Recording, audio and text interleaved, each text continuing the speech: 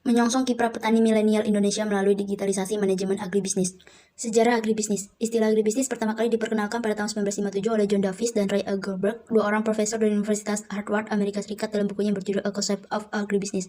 Lalu di tahun 1970-an, konsep meluas ke berbagai negara termasuk Asia dan terus mengalami modifikasi hingga tahun 1980. Dan di tahun 1992 mulai disosialisasikan di Departemen Pertanian Indonesia.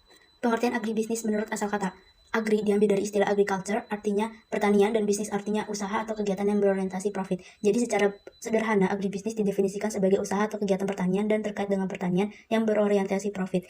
Definisi tentang agribisnis banyak sekali. Banyak ahli yang memberikan definisi tentang agribisnis. Beberapa di antaranya yaitu yang pertama, Bungaran Seragi, memandang agribisnis sebagai paradigma pembangunan pertanian. Lalu pendapat lain yaitu Soeharjo pada tahun 1997 yang dikutip oleh Said dan Intan pada tahun 2004 menjelaskan bahwa agribisnis adalah satu kesatuan sistem agribisnis yang terdiri atas beberapa subsistem seperti subsistem pengadaan dan penyaluran sarana produksi, subsistem budidaya atau produksi primer, subsistem pengolahan, subsistem pemasaran, dan lembaga penunjang agribisnis. Sistem agribisnis. Seragi pada tahun 1989 menjelaskan tentang sistem agribisnis yang terdiri dari beberapa subsistem dengan melihat pendapat sebelumnya. Dilihat dari gambar lingkup pembangunan sistem agribisnis, dimulai dari sebelah kiri, yaitu yang pertama subsistem input atau off-farm, yaitu subsistem pengadaan sarana produksi pertanian yang mendukung kegiatan on-farm dengan menyediakan input atau faktor produksi untuk kegiatan on-farm. Lalu yang kedua subsistem on-farm atau pertanian primer atau usaha tani atau budidaya, yaitu subsistem yang melakukan usaha tani atau proses budidaya menghasilkan produk-produk pertanian primer. Lalu yang ketiga subsistem pengolahan dan pemasaran atau subsistem hilir. Untuk subsistem pengolahan merupakan subsistem yang melakukan pengolahan produk primer menjadi produk setengah jadi atau jadi. Untuk subsistem pemasaran merupakan subsistem yang melakukan aktivitas pemasaran produk pertanian primer maupun produk olahan hasil pertanian. Lalu yang keempat, subsistem penunjang, di mana subsistem ini merupakan subsistem yang mendukung semua aktivitas dari semua subsistem mulai dari hulu, on-farm, dan hilir. Ciri dasar sistem dan usaha agribisnis. Yang pertama melibatkan berbagai disiplin ilmu pengetahuan, yang kedua melibatkan berbagai pelaku usaha, yang ketiga hubungan vertikal antar pelaku saling menguntungkan.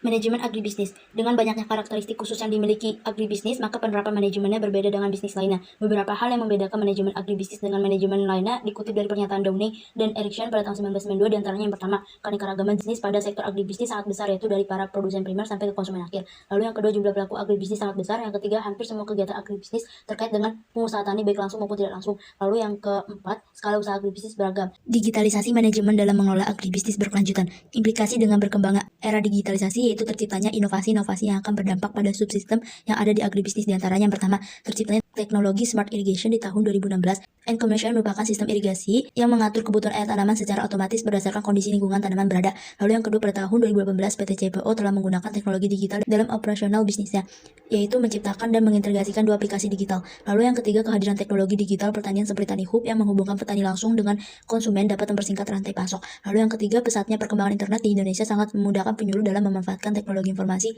dan komunikasi melalui media digital.